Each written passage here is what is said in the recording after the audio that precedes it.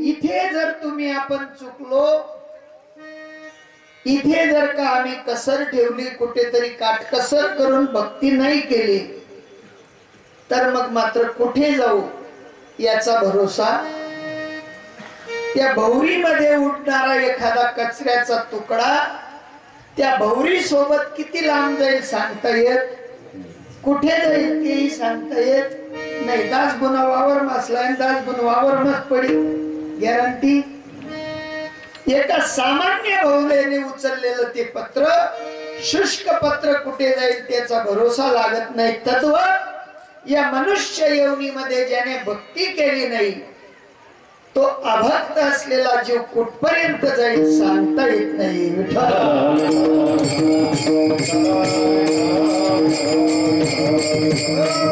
साधू महात्मे म्हणतात, बाबांनो इथपर्यंत तुम्ही आपण आलात, मनुष्य तन प्राप्त केलं, मनुष्य तनाची यातना भोगून तुम्ही मात्र सुटलात, आणि त्या सुटलेल्या मात्र कचाट्यातनं परत कचाट्यात जावं असं जर वाटत असेल तर देवाला विसरून जा. कोणाला? सगळं असले याद करा, बायको पोरे घरदार उद्योग सगळं आठवण करा, पण देवाला विसरून जा. चालेल? चालणार नाही. साधू महात्मे म्हणतात, नामदेवरायांसारखे द्रष्टा महापुरुष ज्यांनी आपल्या हाताने भगवान परमात्म्यांच्या मूर्तीला जेव घालावं, आपल्या हाताने सोन्याच्या गडव्यातनं दूध पाजावं. दूध पिया मोरे गोविंद लाला, दूध पिया मोरे गोपाल लाला, पिया मोरे गोविंद लाला, दूध पिया मोरे गोपाल लाला.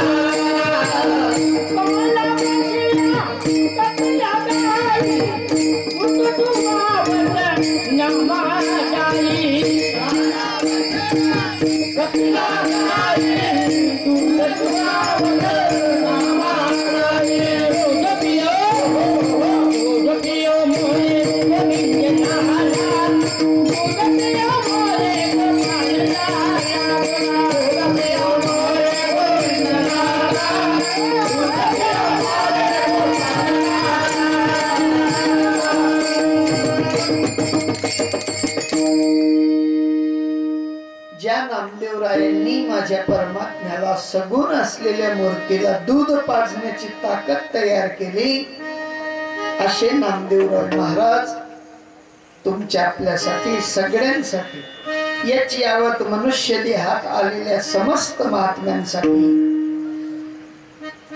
जागृतीचा विषय म्हणताना ते म्हणतात की देवा अकल्प आयुष्य व्हावे तया कुढा, माझी आस कळा हरीच्या दासा, कल्पनेची बाधा नभो कवने काढी ही संत मंडळी. आपल्या तुम्हाला सगळ्यांना कल्पना झालेली आहे, आणि कल्पना झाल्यामुळे अविद्या आपल्या घरी नांदते, आणि ती अविद्यावाद करण्यासाठी साधू संतांना यावं लागतं. नाथबाबा म्हणतात, कल्पना जर असेल तर त्या ठिकाणी अविद्या शेजारीच राहते. कल्पना विद्या तेने झाला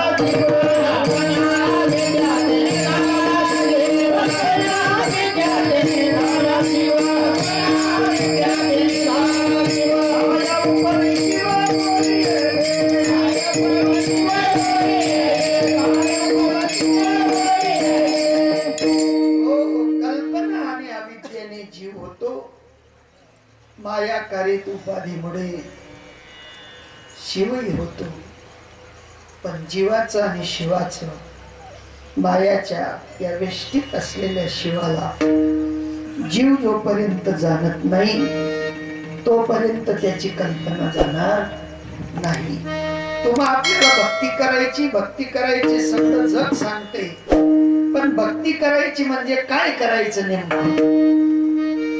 सगळे जीव मात्र भक्त आहेत. ज्ञानोबराय सांगतात, एक मनुष्य जात सकळ स्वभावताची भजनशील, जाहले असे केवळ माझ्या ठाई, माझ्या ठिकाणी सगळ्यांची आस्था आहे। असा एकही जीव नाही तो माझी भक्ती करत, सगळे जीव माझी भक्ती करतात। पण ज्ञानोबा म्हणतात की माझ्या साधू संतांच्या मार्फत भक्ती शिकला तो जीव तिथपर्यंत जातो, अन्यथा जात नाही। परिज्ञाने वेन नशिले, बुद्धी वेदाशी आले, कल्पू नये ते कल्पिले अनेकत्व। देवाच्या ठिकाणी एक भाव टाकून अनेकत्वाने भक्ती करतात, ते मात्र मजप्रत येत नाही। आणि ज्यांना माझ्यापर्यंत यावं असं वाटत असेल तर साधू संतांना विचारावं लागेल, देव कुठे आहे, देव कसा आहे, देवाची भक्ती कशी करावी, देवाकडे जाण्याचा सरळ राजमार्ग कुठला आहे। आम्ही ते काही विचारत नाही, आणि न विचारल्यामुळे आमची कल्पना काही बाद होत नाही। आणि कल्पना घालवणं हे भक्ती सूत्राचं मूळ मात्र महत्वपूर्ण सूत्र आहे। विठ्ठल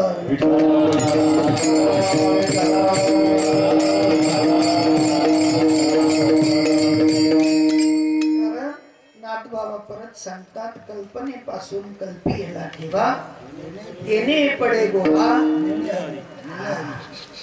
बारकाईने विचार करा। अनंत अशी प्रमाण साधू संतांनी तुमच्या आपल्यासाठी लिहून ठेवले, ऐन कैन कोणत्या का प्रकारे होईना ते प्रमाणांचा आढावा घेऊन जीव मात्र या बंधनातून सुटण्याचा प्रयत्न करेल। अजून सोपं सांगतो, एखाद्या गावात लढाई झाली, काय झाली, लढाई झाली, हात पाय मोडले तर केस काही भारी होत नाही, पण रक्त निघालं की केस भारी होते। आता केस झाली, रक्त निघाल्याची, त्या ठिकाणी काय कितवा नंबरचा तो खटला असतो ते मलाही सांगता येत नाही, पण काहीतरी भारी केस लागते। हा आहे देखा, ज्यांनी करेल त्याला माहित पडत। हा म्हणजे काहीतरी कुठेतरी परिणाम स्वरूप माहिती राहत नाही। त्या फुल मर्डर करतात, रोज मुंग्या पाय खाली मारतात, मग आप मर्डर सांगा, मग काय मोठं नाही का? फुल मर्डर करणाऱ्यांसाठी हाफ मर्डर सांगणं काही चुकीचं नाही। या हाफ मर्डरचा गुन्हा दाखल झाला। आता गुन्हा दाखल झाल्यानंतर तो त्या व्यक्तीला मात्र मध्ये नेण्यात आलं, कोठडीत ठेवण्यात आलं। तो तिथे प्रयत्न करतो सुटायचा का तसंच बसून राहतो हातावर हात धरून? काय करतो तो प्रयत्न मध्ये? कुठेतरी जामीन शोधतो, कुणाला तरी फोन करायला लावतो, कोण्या तरी वकिलाची सल्ला घेतो, कुठेतरी जामीन खत भरतो, कुठेतरी मोठी अमाऊंट देऊन त्याला त्या जामीन खताचा परिपूर्ण पडताळा करतो, म्हणजे त्याला तिथे राहावंसं वाटत नाही। आता सामान्य दुःखात महिना, दीड महिना, 2 महिना त्याला तिथे राहूसं वाटत नाही। या भवसागराच्या चक्रामध्ये तुम्ही सगळेजण सुखी आहेत ना? सगळेजण सुखी आहेत ना? नाही तरी चक्रमय निघाली विचार नाही। कोणता वकील दुमतत नाही, कोणते जामीन शोधत नाहीत, कोणती कलम काय फायदा आहे ते विचारत नाहीत। म्हणजे काय, आम्हाला दुःखातून निवृत्त व्हायची गरज नाही असं आम्ही भासवतो।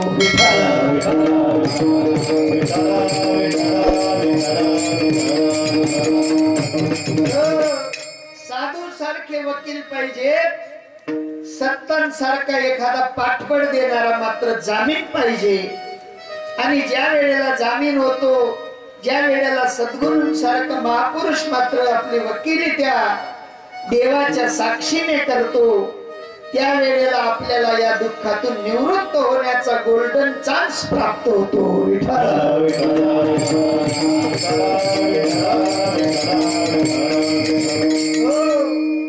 पण अलीकडे विचार जर पाहिला तर सगळ्यांची स्थिती सारखीच आहे. सांगणाऱ्यांपासून ऐकणाऱ्यांपर्यंत सगळ्या जणांना असं वाटतं की आम्हाला सगळं कळतं, आमच्यापेक्षा या जगात कोणी हुशार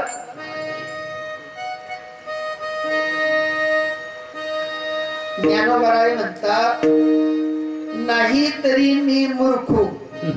कोण म्हणतात?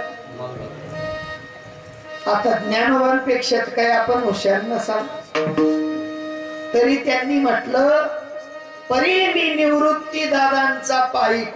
कोणाचा पाईक आहे? मी मूर्ख जरी असलो पण पाईक कोणाचा झालो? सद्गुरूंचा पाईक झालो. आणि त्यांनी काय केलं? डोक्यावर हात ठेवला, प्रसाद दिला आणि सुखी केलं. काय केलं? तुकोबराय म्हणतात लावून या हात कुरवाडीला माथा, कुरवाडीला माथा, लावून या हात कुरवाडीला माथा, लावून या हात कुरवाडीला माथा, लावून या हात कुरवाडीला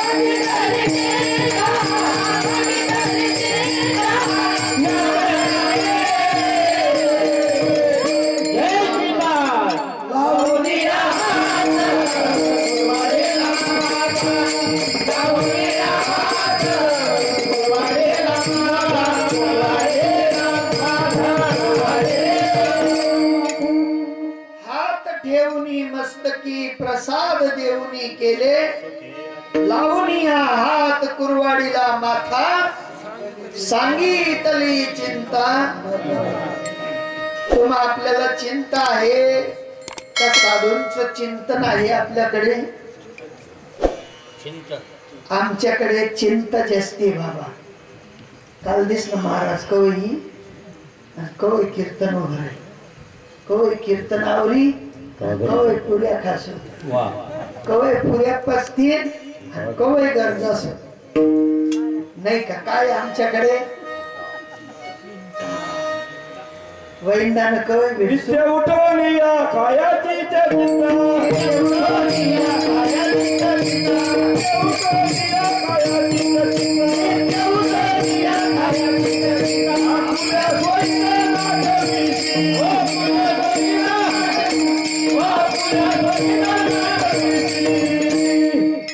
ओ पाहुणे आले तरी चिंता. काय रांधू, कसं रांधू, काय रांधू?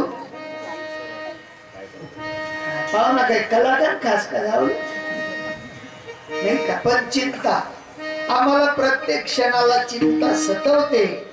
पण साधूंचा वरदास्त झाला, साधूंनी कान मंत्र दिला की मात्र चिंता संपते आणि चिंतन चालू होतं. विठ्ठल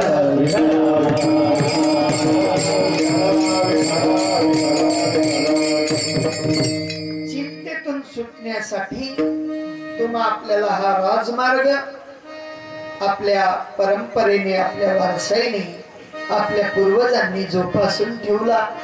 आणि ती पूर्वजांची रीत माझ्या वडिलांची मी राशी गा देवा. आम्ही त्या वडिलांची राशी आहोत आणि ती राशी परिपूर्णतेकडे नेण्यासाठी तुम्हा आपल्याला हे मांडव टाकावे लागतात. वर्षातनं 2दा टाका, 4दा टाका. किती वेळा सत्संग साधला तो मात्र क्षणार्धात निघून गेल्यासारखा राहतो.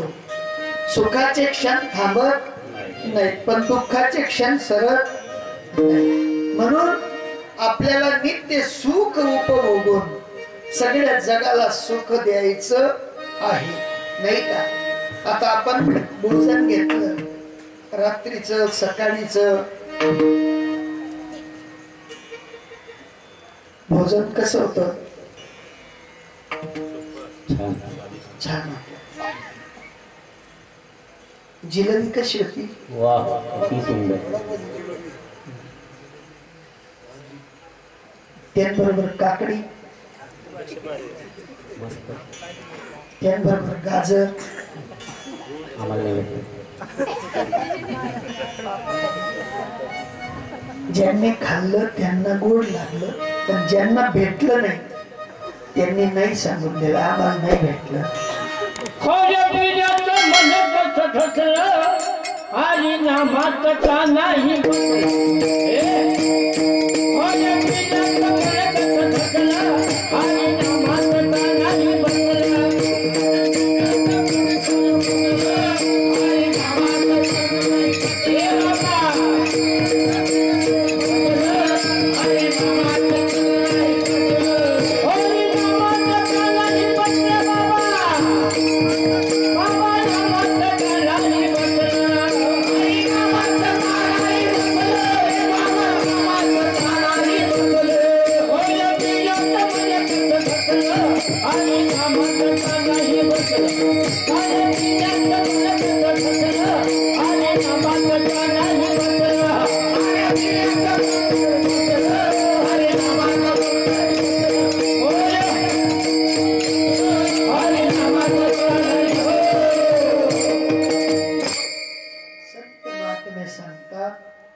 जसं खाण्यापिण्यात मन बसतं तसं हरिनामात सुद्धा बसलं. हा संतांचा उपक्रम आहे. ते म्हणतात एखाद्या पदार्थाची चव घेतल्यानंतर शब्द सहज उच्चारला जातो, वाह क्या बात है. खाण्यापिण्यात एवढी रुची, आणि तीच रुची जर का आम्ही कलाटणी मारली आणि त्या रुचीला साधू संतांच्या चरणी लावलं तर ती रुची कधी या रुची होत नाही. जास्त जिलेबी खाली ते कडू तोंड लागायला लागत थोडा टाइम. जास्ती खाली ते 2 चकोऱ्या 4 चकोऱ्या 5 चकोऱ्या, हा किलो 1.5 किलो खादी बैल ना ग समज लिओ. हा पोट मा भी गडबड, तोंड मा भी गडबड, वाट मा भी गडबड नाही का. हा अति मारक आहे, पण साधूंच्या कक्षेत गेल्यानंतर अति हे तारक आहे.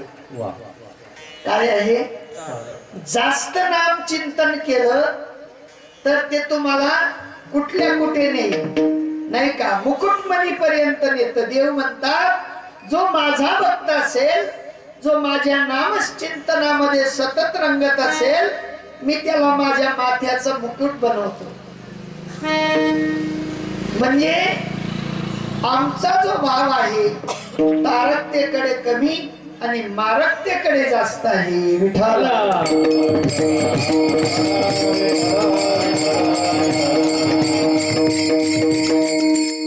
म्हणून साधू संत म्हणतात हा जो उपक्रम आहे हा तारक उपक्रम आहे.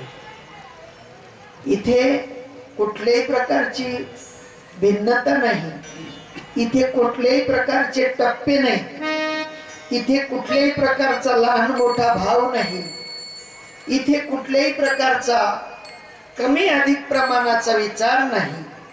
इथे एकच गोष्ट आहे, यारे यारे यारे यारे लहान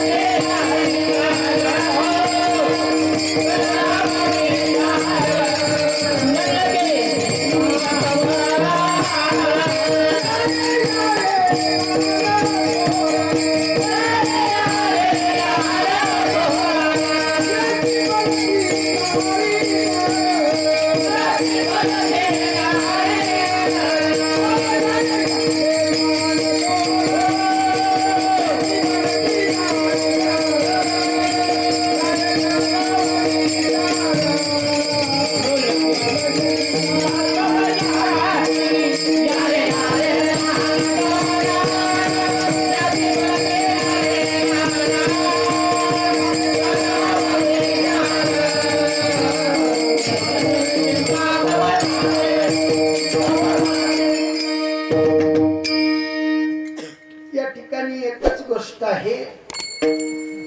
7 वर्षाची मुक्ता असली तरी तरेल आणि 1400 वर्षाचे चांगदेव असतील तरी तरतील. या ठिकाणी अंत्यंज योनीमध्ये जन्माला आलेला चोखोबराई तरू शकतो आणि उच्च योनीत जन्माला आलेले ज्ञानोबराई सुद्धा तरू शकतात. असं कुठलाही भेदभाव नाही. संतांच्या ब्रीदाच्या ठिकाणी एकच वस्तू आहे. यारे यारे लहान थोर याती भलत्या यातीत आलेले असतील तरी, नारी असतील तरी, नर असतील तरी, न लगे चिंता कवनाशी, कोणालाही चिंता करायची या ठिकाणी गरज नाही.